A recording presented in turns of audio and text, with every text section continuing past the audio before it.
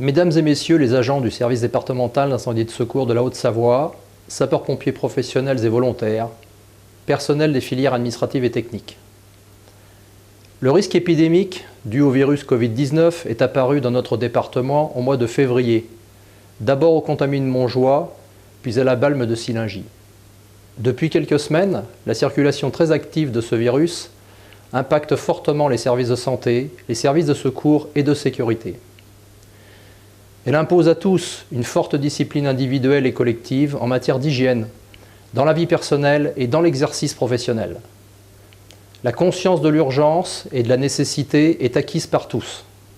Je vous remercie de vous conformer aux directives des autorités de santé que le service relaie largement. Le SDIS est en première ligne pendant la période d'urgence sanitaire. Les sapeurs-pompiers doivent assurer leur mission de secours d'urgence à personne, partagée avec les services hospitaliers et les transporteurs sanitaires privés, tout en assurant leur mission exclusive de lutte contre l'incendie. Nous avons su nous adapter en peu de temps pour répondre à deux objectifs essentiels. Le premier, préserver la santé de l'ensemble des agents, et le second, assurer la continuité de service. Mi-mars, la décision de confinement général de la population a généré une phase intense de réaction immédiate, opérationnelle et fonctionnelle. Je remercie l'encadrement qui a supporté le choc.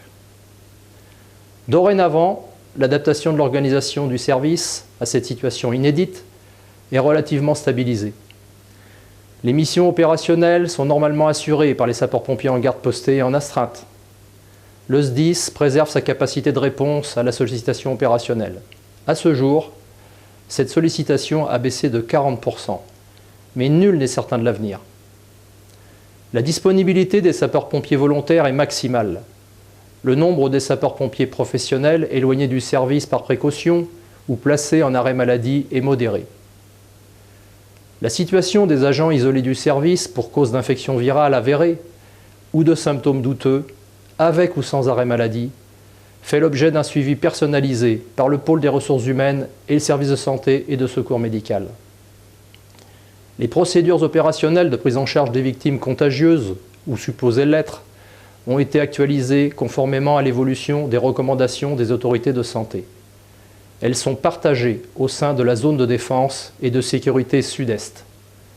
Le SDIS n'est pas isolé dans sa gestion de la situation. Je remercie les concepteurs des supports de formation accessibles à distance. Je remercie les sapeurs-pompiers d'appliquer les procédures opérationnelles et de faire le meilleur usage des équipements de protection mis à leur disposition pour réaliser leur mission de secours à personne. Les équipements spécifiques de protection individuelle des intervenants sont conditionnés sous la forme de kits préparés par la pharmacie à usage intérieur.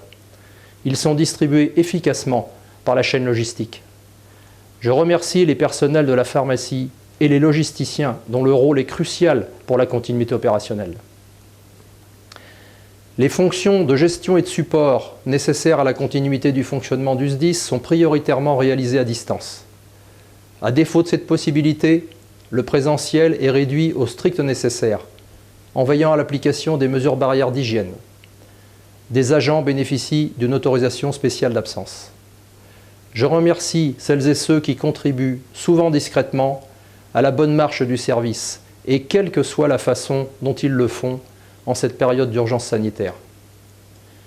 La situation épidémique a motivé le déploiement d'une organisation de pilotage agile et réactive, adaptée à l'intensité et à la durée de la période d'urgence sanitaire.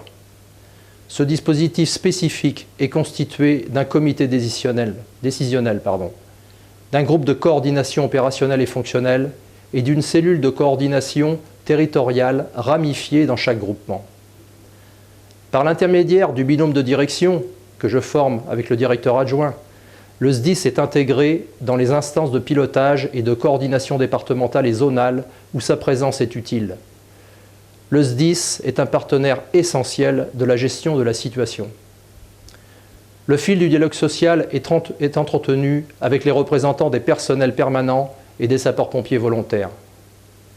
Nos priorités constantes sont les suivantes. Premièrement, continuer à préserver la santé des agents.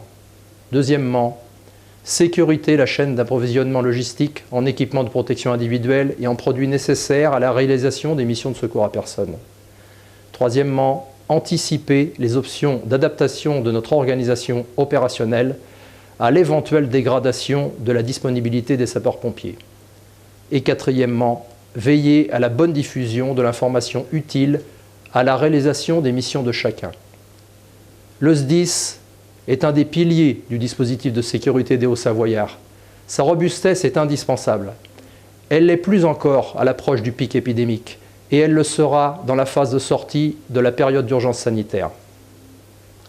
Déjà, et à mesure de ses possibilités, le SDIS appuie le fonctionnement des services de santé en accord avec la délégation territoriale de l'Agence régionale de santé.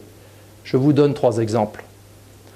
D'abord, l'extension des espaces du CTRA CODIS dédié au SAMU et mise à sa disposition d'une salle de réunion équipée de matériels informatiques et téléphoniques. Ensuite, le déstockage ponctuel de gel hydroalcoolique au bénéfice des établissements d'hébergement pour personnes âgées dépendantes notamment, et leur distribution avec l'aide des armées dans le cadre de l'opération Résilience. Enfin, prêt aux hôpitaux de quelques respirateurs du service de santé et de secours médical. C'est ainsi que notre établissement public, chacune et chacun de ses agents contribue à surmonter la crise sanitaire, à sa place et quel que soit son métier et son rang. Je vois, j'entends, je constate la dynamique qui vous anime pour préserver l'hygiène dans les locaux de service, créer et répéter des séquences de formation spécifiques au Covid-19, réaliser les missions de secours à personne et assurer la continuité des fonctions essentielles du service. Je sais pouvoir compter sur vous et je vous fais confiance. Citoyens que nous sommes, gardons-nous de tout relâchement dans l'application des mesures barrières. Restons vigilants et contribuons ainsi à terrasser le fléau.